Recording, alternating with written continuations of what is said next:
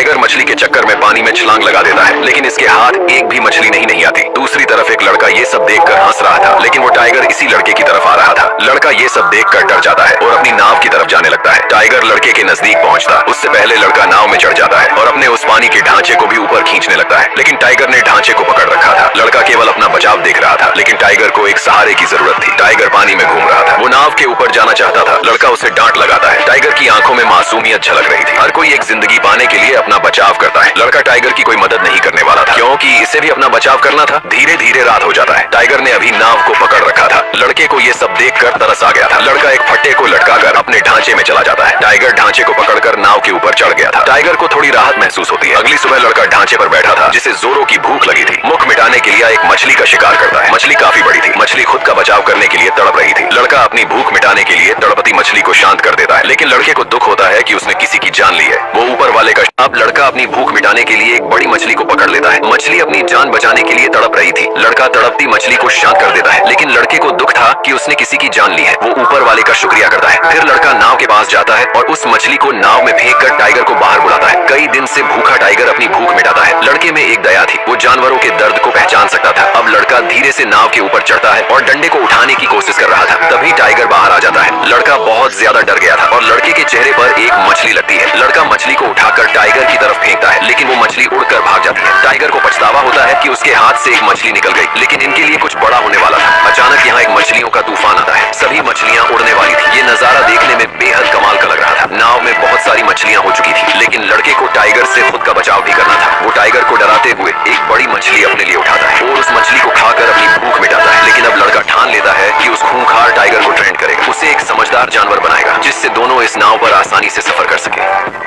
अब लड़का उस खूंखार टाइगर को एक डंडे की मदद से ट्रेन करता है। टाइगर बहुत गुस्से में था, लेकिन लड़का हार नहीं मानता। वो हर तरह से प्रयास करता है। डंडे में मांस के टुकड़े फंसाकर उसे खिलाता है, ताकि टाइगर एक पालतू जानवर की तरह बर्ताव करे। आखिर में लड़का चिल्लाकर उसे अंदर भेज देता है। आज की ट्रेनिंग काफी अच्छी हुई थी, लेकिन लड़का अभी भी टाइगर से अलग अपने ढांचे में रहता है, क्योंकि टाइगर पर भरोसा नहीं किया जा सकता था। धीरे धीरे कई दिन बीत जाते हैं। लड़का टाइगर के बिल्कुल करीब आ चुका था। टाइगर भी लड़के को कोई नुकसान नहीं पहुंचा रहा था। तभी लड़के ने देखा एक भयानक तूफान इनकी तरफ आ रहा था। ये तूफान जानलेवा तूफान था, लेकिन लड़का इस तरह के तूफान से बहुत खुश था। लड़का चिल्लाकर ऊपर वाले को शुक्रिया कहता है। आखिर जो भी हो, प्रकृति के आगे दुनिया की हर एक चीज फीकी है। लड़का और टाइगर इस भीषण तूफान में खुद को एक नाव पर संभाले हुए थे। अगली सुबह सब शांत हो चुका था, लेकिन आसमान का नजारा बेहद सुकून भरा था। अब पूरे 1 महीने बीत चुके थे। भूख के कारण दोनों की हालत बुरी हो चुकी थी। दोनों कमजोर हो चुके थे। लड़का टाइगर के पास जाता है, उसके मुंह में पानी डालता है। आखिरकार अंतिम घड़ी में लड़के ने टाइगर को छूकर महसूस किया। टाइगर भूख के कारण कमजोर हो चुका था। दोनों एक अच्छे दोस्त बन चुके थे। इतनी भूख टाइगर कभी बर्दाश्त नहीं करता, लेकिन आज वो बिल्कुल लाचार और मजबूर था। अब टाइगर और लड़का दोनों भूख से तड़प रहे थे। पूरे 15 दिन तक खाना न मिलने से दोनों बहुत कमजोर हो चुके थे और जीने की उम्मीद छोड़ चुके थे। लड़का अपने मम्मी पापा को याद करता है, जो अब इस दुनिया में नहीं थे। अगली सुबह लड़के की आंख खुलती है और वह देखता है कि उनकी नाव एक आइलैंड के किनारे लगी हुई है। लड़का नीचे उतरकर नाव को बांध देता है और वहाँ की जंगली घास खाने लगता है। ये आइलैंड कुछ अजीब था। तभी लड़के को किसी की आवाज सुनाई देती है। उसने देखा कि वहाँ बहुत सारे नेवले थे। लड़का उनके बीच चला जाता है और पानी में कूदकर नहाने लगता है। इस आइलैंड पर बहुत सारे नेवले रहते थे। टाइगर भी नेवलों का शिकार कर अपनी भूख मिटा रहा था। धीरे धीरे सूरज ढलने लगता है और सभी नेवले जंगल के अंदर जाने लगते हैं। लड़के ने रात बिताने का इंतजाम कर लिया था, लेकिन नेवले फिर भी उसके पास आ गए। लड़का उन्हें भगाने की कोशिश करने लगता है। रात का समय कुछ अलग सा दिखाई दे रहा था। लड़का एक फल तोड़ता है और उसे खोल कर देखता है, लेकिन वह फल जहरीला था। इस आइलैंड पर रात के समय हर चीज जहरीली हो जाती थी। अगले दिन लड़का वहाँ से जाने की तैयारी करता है। उसने बहुत सारी जंगली घास और मीठा पानी अपने साथ रख लिया था। फिर वह टाइगर को आवाज लगाता है। टाइगर भागता हुआ आता है और नाव पर बैठ जाता है। दोनों अगले सफर के लिए निकल पड़ते हैं।